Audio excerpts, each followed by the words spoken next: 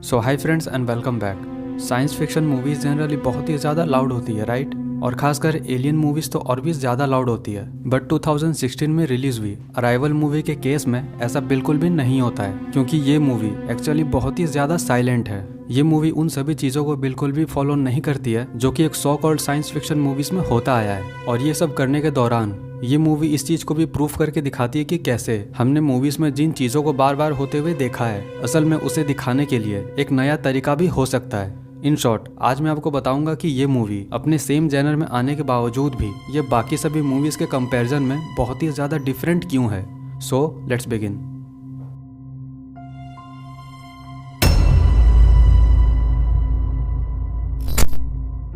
तो ये movie totally depend इस मूवी की मेन कैरेक्टर लुइस पे, जो कि प्रोफेशन से एक लिंग्विस्टिक होती है। और जहाँ पे लुइस का फेस एक टाइम पे बहुत सारी चीज़ों को रिवील करता है, तो वहीं उसी टाइम पे उसका फेस नथिंगनेस को भी शो करता है, जिसके वजह से और लोगों के सामने वो बिल्कुल एक नॉर्मल सी ही कैरेक्टर होती है।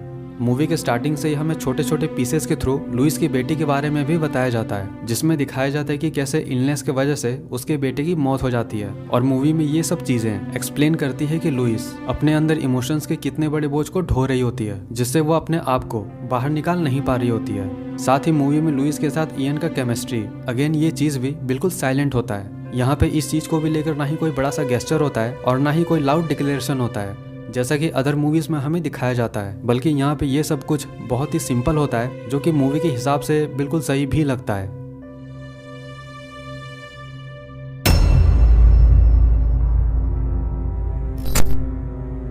मूवी में हमें जितने भी एलियंस को दिखाए जाते हैं, उन्हें देखने पर वाकई वो बहुत ही ज्यादा ग्रैंड और एक्स्ट्रा टेरेस्ट्रियल लगते हैं, जो कि काफी डरावना तो है ही, लेकिन साथ ही वो हमारे अंदर एक क्यूरियोसिटी को भी पैदा कर देता है। वो एलियंस हमारे पृथ्वी पर जिस स्पेसक्राफ्ट से आए होते हैं, उसे वाकई हम व्यूअर्स इग्नोर तो बिल्कुल भी नहीं कर पाते, क्योंकि उसे देखने पर वो खूबसूरत तो लगती ही है, लेकिन साथ ही वो उस ऑरा को भी मेंटेन करके रखती है, जो कि हमें एक अदर वर्ल्डलीनेस वाली फील देती है। मूवी में हमें दिखाया जाता है कि उन एलियंस के पास अपना खुद का एक लैंग्वेज होता है, जिससे वो हम इंसानों से कम्युनिकेट करने की कोशिश कर रहे होते हैं। और यही इस मूवी का वो सबसे बड़ा पॉइंट है, जिसकी वजह से बाकी सभी मूवीज से कम्प्लीटली डिफरेंट है। वो एलियंस जिस लैंग्वेज में कम्युनिकेट कर रहे होते हैं, वो बहुत डरावना और खूबसूरत तो लगता ही है, बट अगेन ये चीज भी बिल्कुल साइलेंट होता है। मूवी में लुइस का इन हेप्टापोड एलियन से उन्हीं के लैंग्वेज में कम्युनिकेट करने की कोशिश करना, इस चीज को देखकर हमें इस मूवी के पावरफुल रूट के बारे में पता चलता है कि आखिर क्यों लुइस को इस मूवी में एक लिंग्विस्टिक के फॉर्म में ही चुना गया होता है।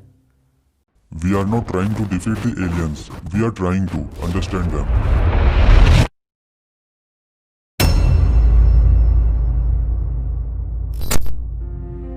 अब इस वर्ड को सुनते ही हम व्यूअर्स उन साइंस फिक्शन मूवीज के बारे में सोचना स्टार्ट कर देते हैं, जहाँ पे इंसानों को एलियंस को खत्म करना होता है। इस चीज के बारे में सोचकर हमें ऐसा लगता है जैसे कि अब दूसरे मूवीज की तरह ही इस मूवी में भी एलियंस के साथ एक बहुत ही खतरनाक सा वॉर दिखाया जाएगा, बट रियल में ऐसा कुछ भी नहीं होता है। इस मूवी के केस में वेपन्स का मतलब कम्प्लीटली डिफरेंट होता है। यहाँ एलियंस लुइस को साइलेंटली एक्सप्लेन करके बताते हैं कि उनका जो सबसे बड़ा वेपन है वो है उनका लैंग्वेज जो कि टाइम के एक नई पोर्टल को खोल सकती है, और जिस लैंग्वेज को लुइस अब कम्प्लीटली समझ भी पा रही होती है। Who is this child? अब मूवी में लुइस के द्वारा किए गए इस क्वेश्चन की वजह से ये रिवील होता है कि असल में लुइस की बेटी, जो कि इलनेस की वजह से पहले ही मर चुकी थी, दरअसल वो लुइस का फ्यूचर वाला टाइमलाइन होता है, और उसकी बेटी रियल में अभी तक जन्म भी नहीं लिया होता है। लुइस को अपने फ्यूचर के बारे में कोई भी जानकारी नहीं होती है तब तक जब तक कि वो इन एलियंस के लैंग्वेज को सीखी नहीं होती है। लेकिन अब जब वो उन एलियंस के लैंग्वेज को कम्प्लीटली सीख चुकी होती है, उसके लिए पास्ट, प्रेजेंट एंड फ्यूचर को देखना बहुत ही आसान हो चुका होता है। और लुइस के इसी काबिलियत के वजह से उसके लिए पूरा वर्ल्ड अब कम्प्लीटली चेंज हो चुका होता है। वो एलियंस लुइस को बताते हैं कि उनका ये लैंग्वेज हम इंसानों के लिए एक गिफ्ट है, क्योंकि आज से ठीक 3000 साल बाद उन एलियंस को हम इंसानों की मदद की जरूरत पड़ेगी। और ये कहने के बाद वो एलियंस इस पृथ्वी को छोड़कर चले जाते हैं, और हम व्यूअर्स जो कि अब तक इमेजिन कर रहे होते हैं एक वॉर का, एक फाइट का, मूवी के एंड में ये सारी चीजें बस एक इमेजिनेशन बन करके ही रह जाती है। ये मूवी हम व्यूअर्स के लिए कई सारे क्वेश्चंस को छोड़कर चली जाती है, like question of time, language, identity and personal choice. और साथ ही ये मूवी अपने साइलेंस को मेंटेन करके और वायलेंस को रिमूव करके एक इनफाइनाइट पॉसिबिलिटीज को भी ओपन करके रख देती है कि आखिर किस तरह से हम एक साइंस फिक्शन मूवी को ट्रीट करते हैं।